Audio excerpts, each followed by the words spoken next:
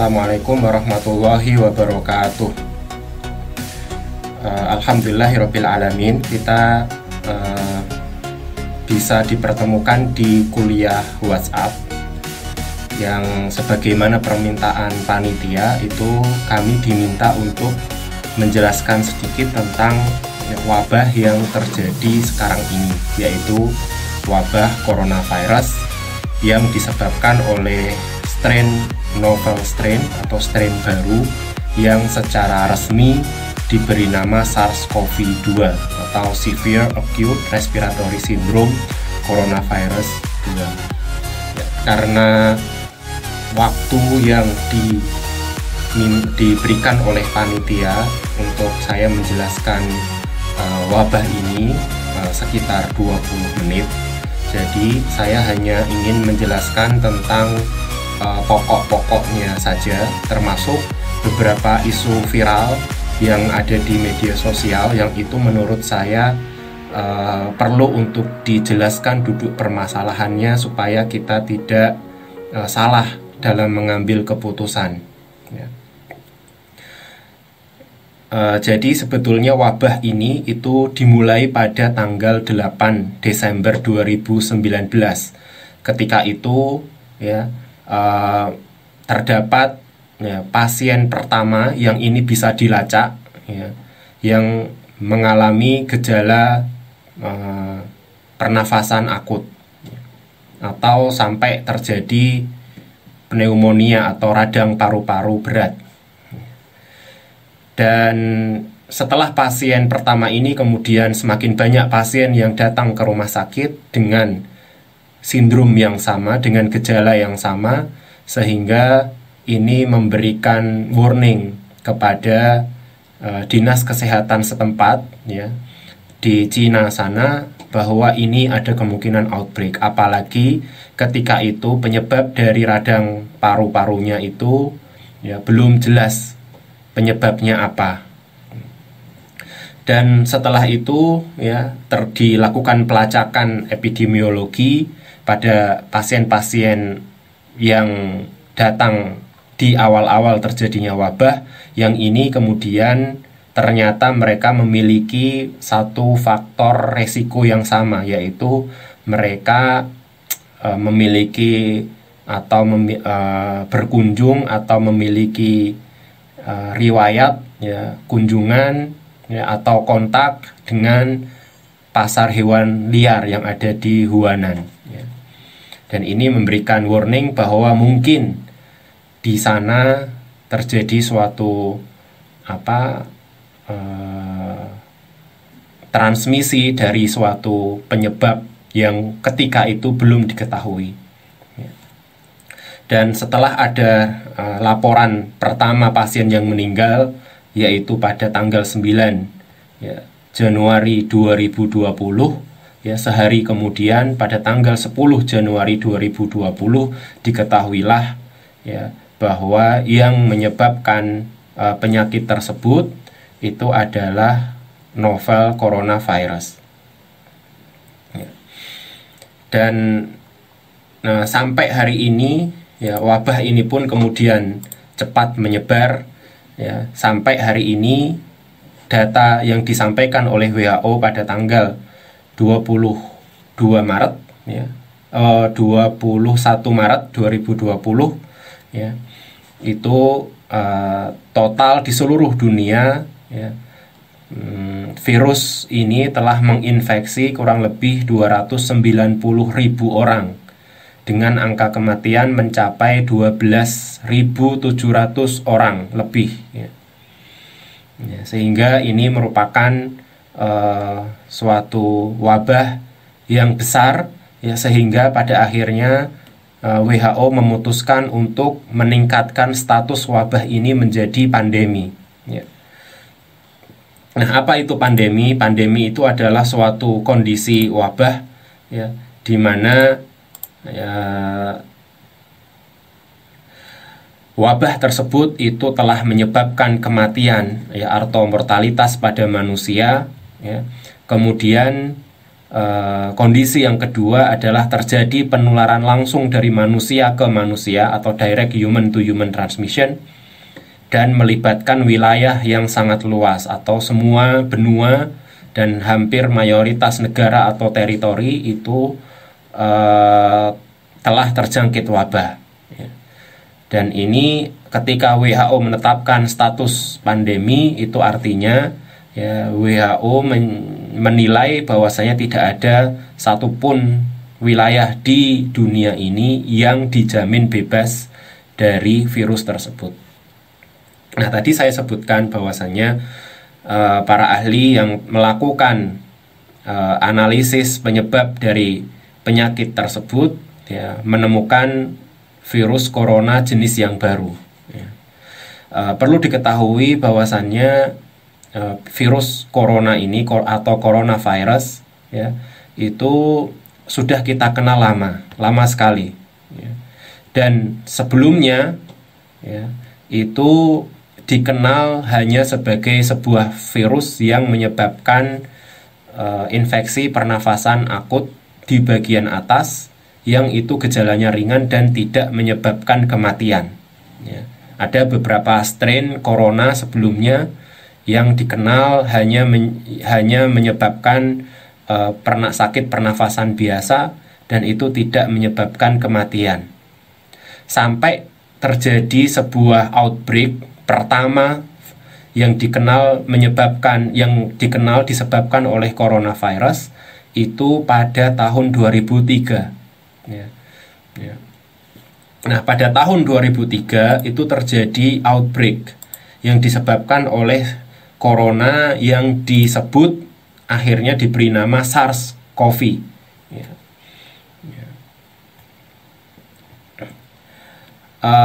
Virus SARS-CoV ini itu menyebabkan wabah besar, dan itu awal mulanya terjadi di Hong Kong atau di Hong Kong sana pada tahun 2003. Nah, setelah itu kurang lebih tahun 2012 kemudian virus corona jenis baru muncul. Di kasus pertamanya kalau tidak salah terjadi di Jeddah, Saudi Arabia, yang itu akhirnya disebut dengan MERS-CoV, Middle East Respiratory Syndrome Coronavirus.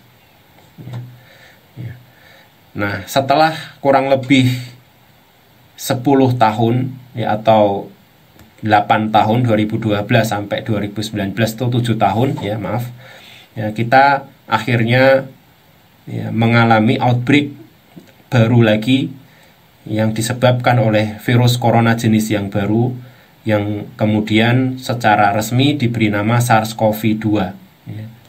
Nah, mengapa diberi nama SARS-CoV-2? Karena analisis genetik menunjukkan adanya hubungan kekerabatan yang cukup dekat antara SARS-CoV-2 dengan pendahulunya, yaitu SARS-CoV yang menyebabkan wabah pada tahun 2003. Nah, ada beberapa isu yang perlu saya jelaskan di sini, tentang beberapa wabah yang terjadi tadi, SARS-CoV, kemudian MERS-CoV, dan SARS-CoV-2, bahwa ada sebagian orang yang pada awal-awal terjadinya wabah SARS-CoV-2 yang menyebabkan penyakit COVID-19, jadi kalau SARS-CoV-2 itu nama virusnya, kalau COVID-19 itu nama penyakitnya, coronavirus disease. Nah, pada awal wabah itu sebagian orang meremehkan wabah ini. Mengapa? Karena angka kematiannya itu rendah, 4%, 4-5% di awal-awal wabah di Cina. Dikatakan relatif rendah karena jika dibandingkan dengan wabah SARS-CoV tahun 2003 yang menyebabkan kematian sekitar 10% penderita, atau lebih rendah dibandingkan dengan wabah MERS-CoV tahun 2012 yang angka kematiannya 34%. Jadi pada awal-awal wabah kita dapati sebagian orang meremehkan wabah ini karena angka kematiannya rendah, kemudian 80% dari pasien COVID-19 itu hanya menunjukkan gejala ringan yang sembuh sendiri. Jadi tidak ada alasan untuk khawatir sampai berlebihan. Ini menurut anggapan sebagian orang. Padahal kalau kita melihat dari sisi transmisi virusnya, virus yang menyebabkan wabah, tapi ketika dia menginfeksi itu gejalanya ringan, justru itu yang dari sisi upaya untuk menghentikan wabah itu lebih sulit. Mengapa? Penjelasannya begini, ketika sebuah virus itu hanya menyebabkan gejala yang ringan, itu artinya si orang yang terinfeksi itu tidak merasa bahwa dia sakit, atau bahkan tidak muncul gejala. Nah, ketika dia tidak merasa sakit atau sakitnya ringan, dia tidak merasa perlu untuk datang ke rumah sakit. Ketika dia tidak merasa perlu datang ke rumah sakit, maka dia merasa bahwasanya dia tidak masalah, kemudian dia bisa jalan-jalan, kemudian kemana-mana, masih berkeliaran sambil menyebarkan virusnya. Sehingga konsekuensinya apa? Konsekuensinya adalah transmisi penyebaran virus itu lebih sulit untuk dihentikan. Mengapa? Karena ketika orang ini tidak merasa sakit, dia tidak merasa perlu ke rumah sakit, akhirnya dia tetap tinggal di rumahnya atau dia masih bisa jalan-jalan. Akibatnya apa? Akibatnya adalah jumlah orang yang terinfeksi makin besar. Dia jalan ke sini, kemudian dia menginfeksi orang lain yang terinfeksi ini kemudian juga gejalanya ringan, dia masih jalan-jalan dan dia akhirnya menginfeksi orang lain lagi, terus demikian. Sehingga jumlah absolutnya tentu akan makin besar. Berbeda halnya jika angka kesakitan dan kematian wabah karena virus tertentu itu tinggi. Ketika seseorang itu terinfeksi oleh MERS, mungkin dia muncul gejala yang berat, sampai 30% itu mengalami kematian. Akibatnya apa? Akibatnya dia merasa perlu untuk datang ke rumah sakit. Karena ketika dia merasa perlu datang ke rumah sakit, maka dia akan dilakukan isolasi. Kemudian setelah dilakukan isolasi, maka akan ada protokol kontak tracing kontak. Pasien ini sebelum datang ke rumah sakit dia kontak ke siapa saja, dan kontaknya ini kontak lagi sama siapa saja, atau kontak sekundernya siapa. Maka terus demikian, sehingga ketika pasien itu sudah diisolasi, kontaknya juga diperiksa dan diisolasi. Jika positif, maka wabah lebih rendah untuk meluas. Nah, inilah yang membedakan antara wabah SARS-CoV-2 dengan MERS-CoV. SARS-CoV-2 dengan angka kematian 5% itu sekarang sudah menginfeksi kurang lebih hampir 300.000 orang. Berbeda dengan wabah MERS dulu, yang itu hanya menyebabkan kematian pada 2004, yang hanya menyebabkan kasus infeksi pada 2.494 orang.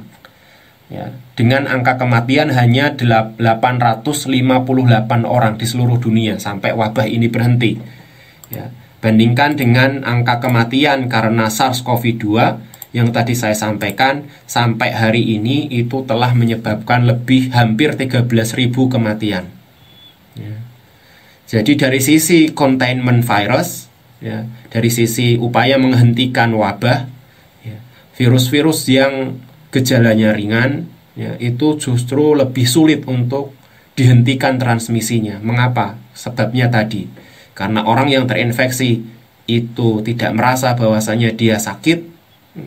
Kemudian setelah dia merasa tidak sakit, dia masih bebas berkeliaran, dia bisa menginfeksi semua orang-orang di sekitarnya, dan demikian pula orang-orang di sekitarnya ini nanti akan menginfeksi lagi orang lain, dan seterusnya dan seterusnya. Sehingga ini yang menyebabkan wabah ini menjadi tidak terkendali.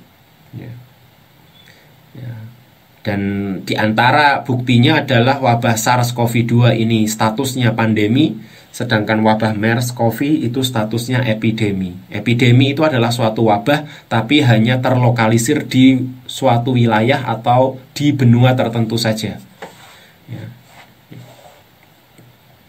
Itu yang pertama, sehingga sebetulnya tidak ada ini kekeliruan sebagian orang ya kalau meremehkan wabah SARS-CoV-2 ini dengan hanya melihat angka kematiannya. Oh 4%, oh ringan, lebih ringan dari SARS-CoV yang 10%, oh lebih ringan dari MERS yang 34%. Ya. Kemudian yang kedua adalah adanya pemikiran, adanya kita tidak usah melakukan lockdown, kita tidak usah melakukan upaya-upaya penghentian wabah, biarkan saja virus itu menyebar luas di masyarakat, toh nanti masyarakat akan meraih herd immunity. Artinya masyarakat yang dia terinfeksi secara alami, ya, dia nanti akan kebal secara alamiah, sehingga tidak perlu dilakukan upaya-upaya menghentikan wabah. Jadi ini juga suatu pemikiran yang berbahaya ya, dan juga dari sisi rasa keadilan ini juga tidak adil. Ya. Mengapa demikian? Ya.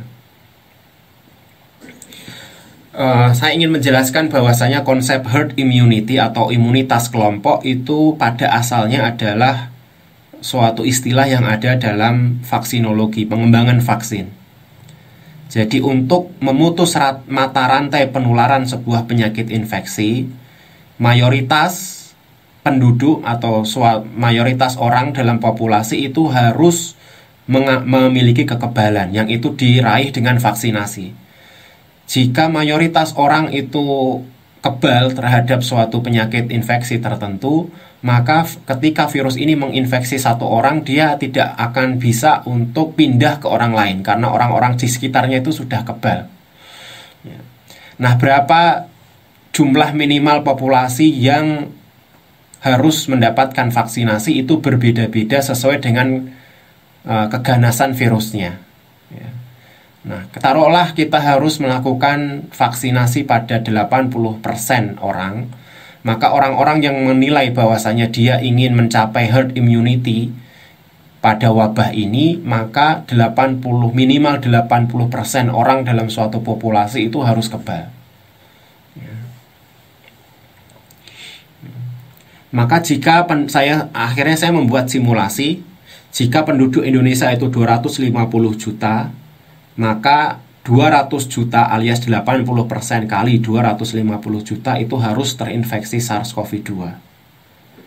Dan jika angka kematiannya kita mengambil asumsi bahwasanya angka kematiannya itu adalah 5%, maka 5% kali 200 juta. Jadi kita harus mengorbankan 10 juta orang itu untuk meninggal ya, demi mencapai herd immunity terhadap SARS-CoV-2. Ya kan? Nah, simulasi ini itu juga itu juga mengerikan. Mengapa? Karena kita harus mempertimbangkan ketersediaan rumah sakit dan ketersediaan tenaga kesehatan. Ya. Karena sejumlah 10 juta orang itu, jika itu profil pasien-pasien yang mengalami kematian karena SARS-CoV-2 itu adalah orang-orang tua dengan penyakit hipertensi, jantung, penyakit paru yang kronis, ya.